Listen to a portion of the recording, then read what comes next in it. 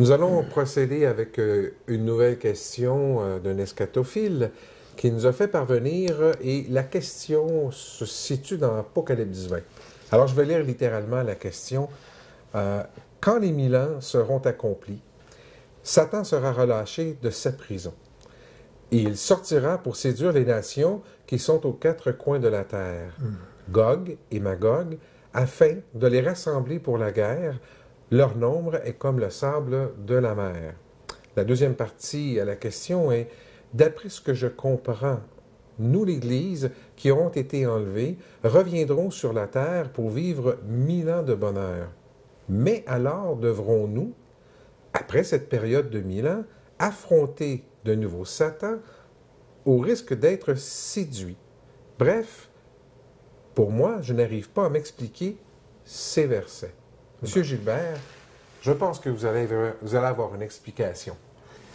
Oui, Réal, j'ai certainement une réponse à cette question, parce que vivre en pensant passer 1000 ans dans le bonheur, puis à un moment donné être soumis encore à la guerre, si vous voulez, avec l'ennemi, eh bien, ça, c'est un ombrage à ce que Dieu nous a promis.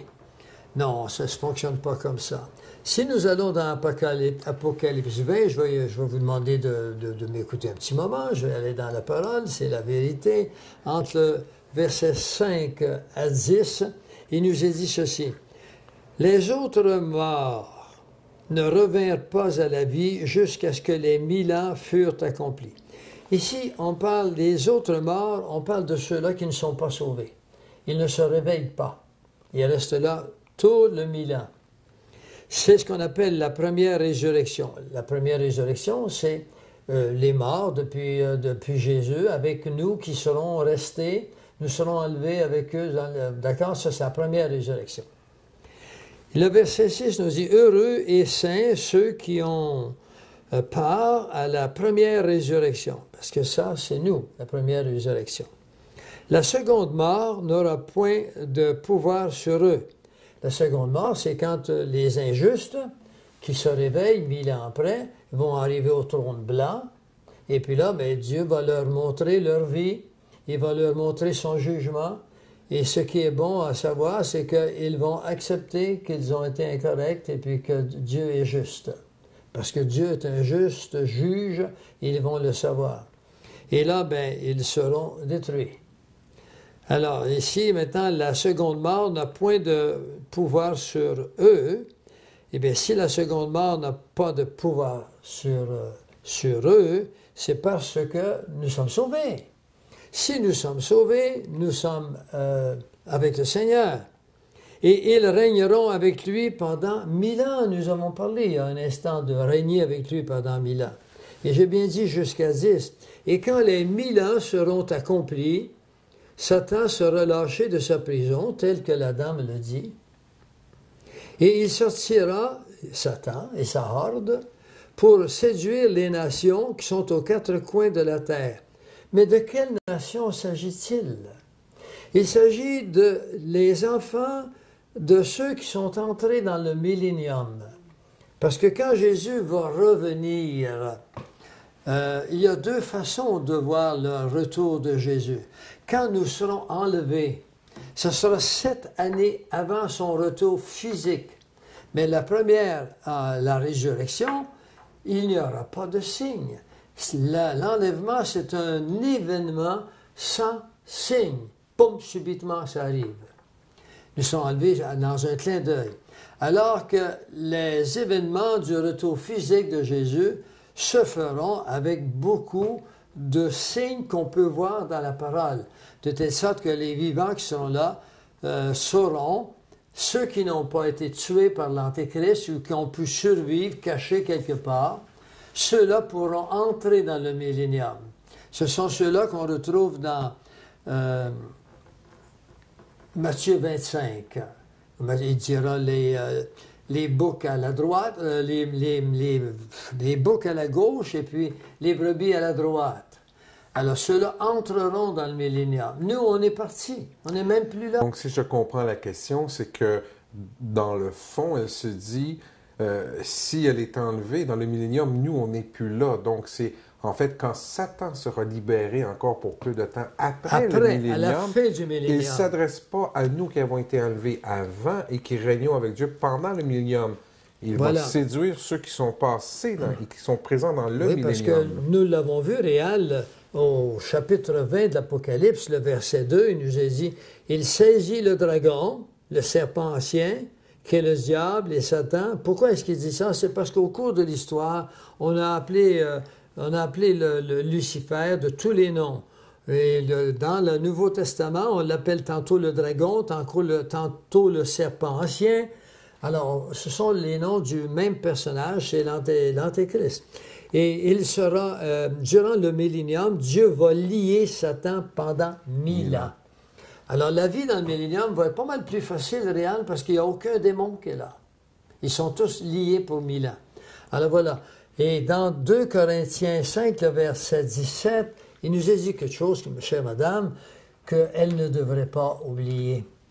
Dieu ne va pas nous remettre à l'épreuve. L'épreuve que nous aurions pu être soumis, il l'a porté, lui, à la croix. Évidemment. Et il l'a porté pour toujours. Dieu, il n'y a pas de variation, d'ombre de variation en Jésus-Christ. Il est le même, hier, aujourd'hui et pour l'éternité. Et alors, nous reviendrons pour régner avec Christ et peut-être que nous ferons face à Satan avec ses hordes, parce que nous serons les milices de Dieu. Et le pouvoir que Dieu va nous donner, ce n'est pas un combat qui nous demandera beaucoup d'efforts. Ce sera comme peser sur un bouton et le tout fonctionne. Parce que nous sommes des élus. Nous ne pouvons plus mourir. Nous ne sommes pas attaqués dans notre chair, elle a été glorifiée. Alors vous direz à cette madame Réal qu'elle peut dormir en paix, ce n'est pas pour elle, parce que, selon 2 Corinthiens 5, le verset 17, le chrétien, après l'enlèvement, ou même avant ça, dès qu'on accepte Jésus-Christ comme notre sauveur personnel, la Bible nous dit ceci. Vous êtes une nouvelle création, une nouvelle créature. Le passé, c'est terminé. Toutes choses sont devenues nouvelles. Alors, vous n'êtes plus l'homme que vous étiez. Essayez de l'oublier parce que la Bible nous dit que, savez-vous comment Dieu va se souvenir de nous, comment nous étions? Elle nous dit, je vais jeter à la mer vos transgressions. Je ne me souviendrai plus de vos péchés. Alors, s'il ne se souvient plus de nos péchés, si vous voulez vous en souvenir, vous ferez ce que vous voudrez, si vous voulez vous rendre malheureux, mais là où nous allons, dans la dimension où je vais aller, je sais que j'y vais. Je ne suis pas prétentieux, c'est celui qui m'a dit que je vais y aller, que lui, il est prétentieux. Mais ce n'est pas un prétentieux d'orgueil, c'est le mot prétendre, il tend avant le temps. D'accord? Tendre avant le temps que nous sommes maintenant. Il connaît le futur. Et je suis rendu digne par lui, on l'a dit. Et lui, il va nous absenter. C'est nous qui allons partir des événements qui seront là. Et nous n'aurons plus jamais part à ce qui est de cette planète. Parce que quand il va revenir, Dieu ne va pas seulement mettre fin à la guerre et séparer les justes des injustes. Il va changer la terre dans peu de temps, après 1000 ans. Il va faire une terre nouvelle, de nouveaux cieux, et tout sera renouvelé. J'ai hâte. Oui. Et moi donc?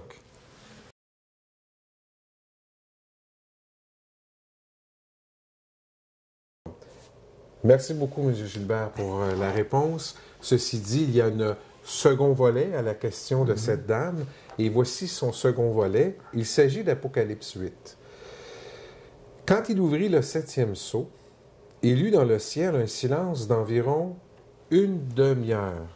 Et c'est une bonne question parce que moi aussi, j'aimerais connaître ce que vous en pensez, Dr. Gilbert. À quoi correspond cette demi-heure de silence? Très bien.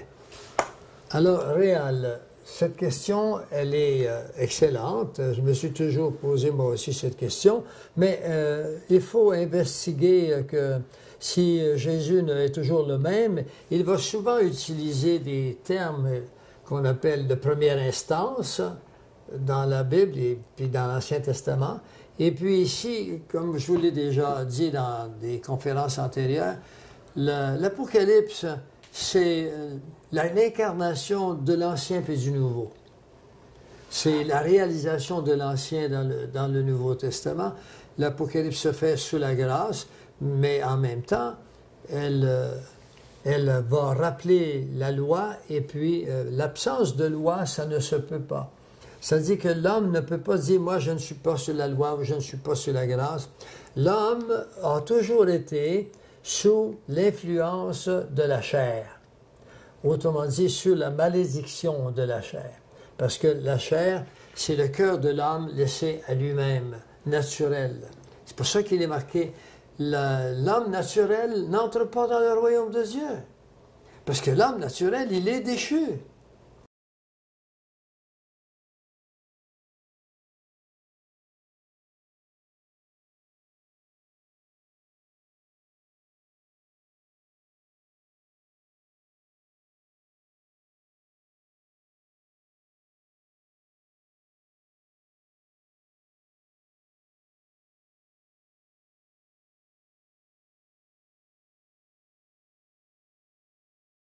Nous sommes une race déchue.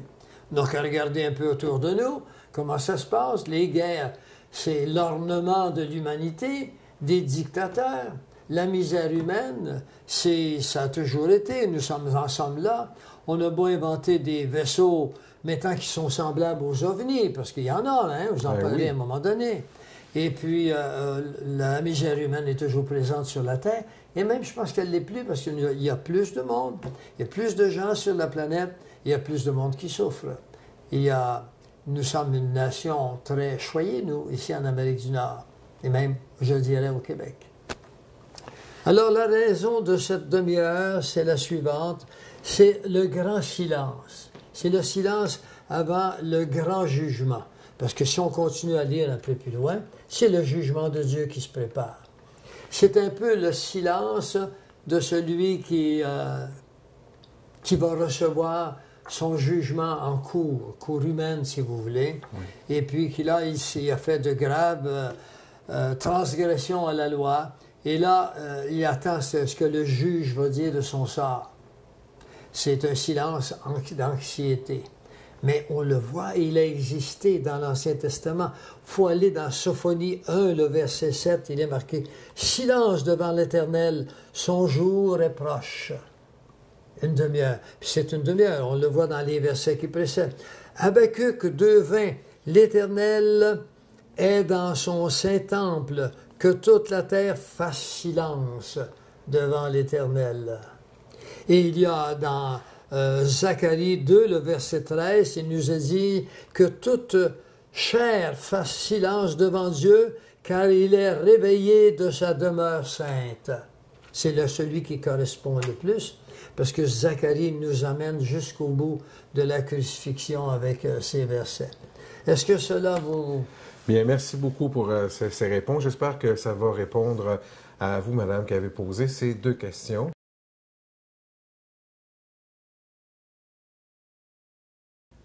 Nous allons maintenant avoir une autre question et je vais, Dr Gilbert, tenter de vous la communiquer.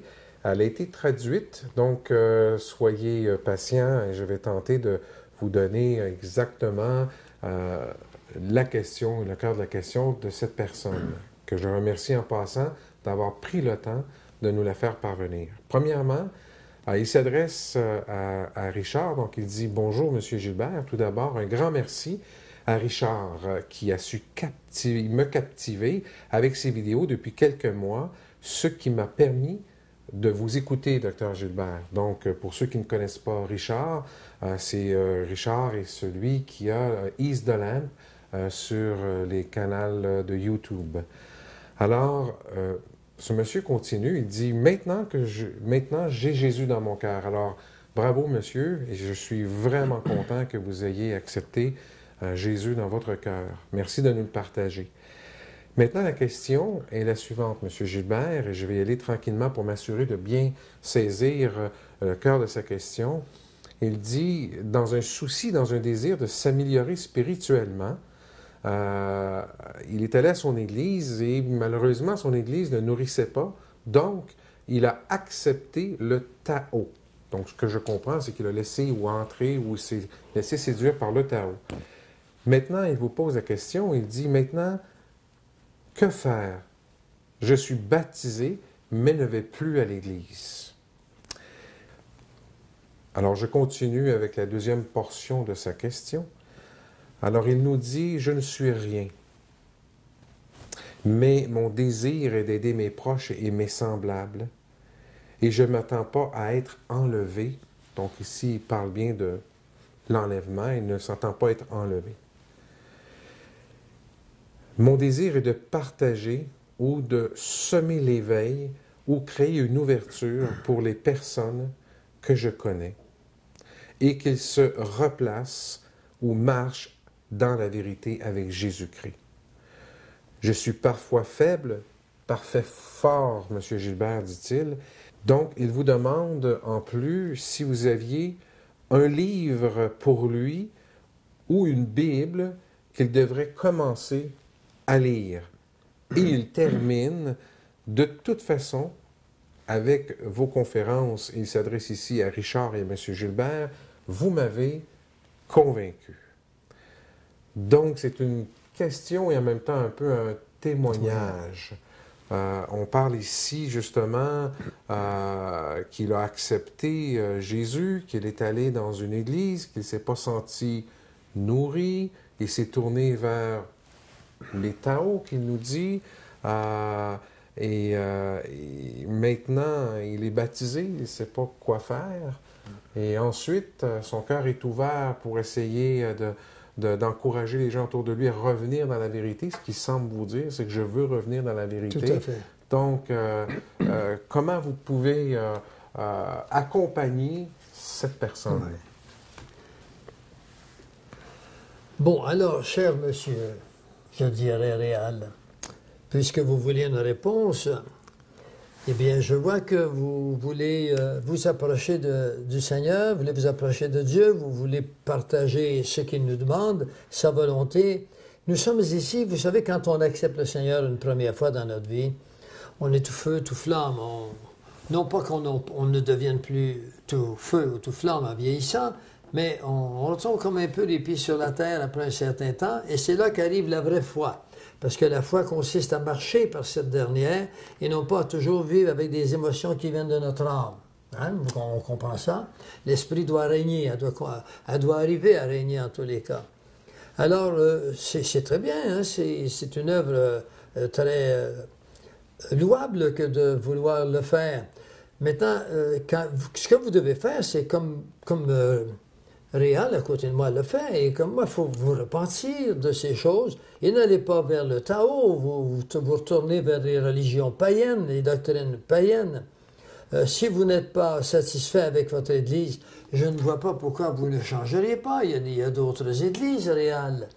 Il ne faut pas abandonner le Seigneur parce que quelqu'un nous déplaît quelque part. Beaucoup de gens quittent une Église parce que la personnalité humaine de quelqu'un ne leur plaît pas. Ben oui, mais nous n'allons pas là pour rencontrer des hommes, nous allons là pour rencontrer des hommes qui ont la compétence de nous faire connaître Jésus. Alors, il faut... et en général, moi, les hommes que j'ai connus, c'était des gens qui étaient assez aimables, puis qui avaient des changements dans leur vie. Il faut faire attention, ce n'est pas facile que d'être un pasteur. Hein? Les gens nous regardent comme étant parfaits, mais ce n'est pas le cas, nous ne sommes pas parfaits. Et c'est pour ça qu'on demeure chrétien. Mais je vais vous dire une phrase que j'aime beaucoup, que je dis régulièrement, je ne l'ai pas dit encore. Et comme le jour s'achève, il est temps que je le dise. Cette phrase que j'aime bien dire de temps à autre, c'est que nous sommes imparfaits dans notre expérience humaine, mais nous sommes parfaits dans notre position en Jésus-Christ. Est-ce que vous comprenez bien? C'est bien dit. Très bien dit. Alors, souvenons-nous, dans notre expérience humaine, nous sommes imparfaits. Alors, il ne faut pas se laisser juger ou il ne faut pas juger sur l'expérience humaine. Toute personne qu'on voit dans des assemblées, elle est en route vers le devenir. Alors, on peut la reprendre des fois, on peut lui dire si ça fait des accros qui sont trop forts. Mais ce que je vous conseille, chers frères, je pense que déjà vous avez compris beaucoup de choses. Allez dans des bibliothèques chrétiennes, il y a des Bibles. Si vous n'avez pas une Bible, c'est essentiel. On ne va pas à la pêche sans sa canne à pêche, ni à la chasse sans son fusil. Exact. Alors ça vous prend une Bible. Et regardez, il n'y a pas que des Bibles dans les bibliothèques chrétiennes. Il y a plein de livres extraordinaires qui peuvent changer une vie, nous accompagner, nous aider à comprendre des choses qui nous échappent. Une vie d'homme, ce n'est pas assez pour tout comprendre. Le Seigneur ne nous sauve pas parce qu'on a tout compris. Il nous sauve parce qu'on est mort dans la foi. Mais par contre, pour rester dans la foi réelle, vous le savez bien, ça prend un minimum de connaissances. Et quand on a ce minimum de connaissances, comme un feu qui est un peu à la braise encore, si on souffle dessus un peu, la flamme se met à prendre de l'espace. De la même façon, il y a des livres sur la croissance spirituelle. Je suis certain que ce monsieur trouverait son bonheur à lire ces choses sur la croissance spirituelle. C'est une discipline qui est peut-être plus facile que le Tao, mais qui donne quelque chose qui nous amène au salut. Alors là-dessus, j'ai rien d'autre à dire. La repentance, lisez la parole de Dieu, c'est extraordinaire. Et ensuite, trouver un groupe, dans la mesure du possible, qui connaissent la Bible, qui la partagent entre eux, et puis qui sont des gens qui vont vous témoigner de leur propre vie. Le témoignage est nécessaire pour qu'on se rende compte qu'il y a des gens qui étaient comme nous, et puis qui ont grandi, ou d'autres qui sont reculés, mais qui reviennent. C'est l'expérience humaine. Mais Dieu, quand il commence quelque chose, si c'était vrai au départ, il y a un verset qui dit « J'ai confiance qu'il va finir, accomplir son œuvre jusqu'à ce que nous soyons arrivés à la stature parfaite de Jésus-Christ. » Vous le connaissez, ce verset. Nous n'arriverons à ça qu'après que nous serons glorifiés. Et évidemment, encore une fois, on entend le doute de ne pas être enlevé, mais je pense que vous en avez parlé précédemment. Donc, je vous encourage à ne plus douter. Vous avez donné votre vie à Dieu et je vous encourage à conserver la foi que Dieu va vous amener avec lui là où il promet qu'il est. Si je peux ajouter, et si ça peut vous aider, Plein Feu ne place pas que des articles. Les articles que nous plaçons sur Plein Feu, c'est pour faire prendre conscience aux chrétiens de ce qui se passe par le monde qui est associé au mal. Et la Bible nous dit bien que le mal va croître de plus en plus. Oui. Alors ces articles-là nous font comprendre que l'homme ne s'en va pas vers du meilleur, il s'en va vers la déchéance. En fait, moi, j'ai voyagé un peu, j'ai vu comment c'était, j'ai lu, j'ai vu. La déchéance, c'est pas quelque chose qu'on s'en va vers, c'est quelque chose qui est arrivé. On est là, on est dans les déchéances. C'est la confusion partout dans les pays maintenant. Oui. Voilà. Merci, Dr. Gilbert.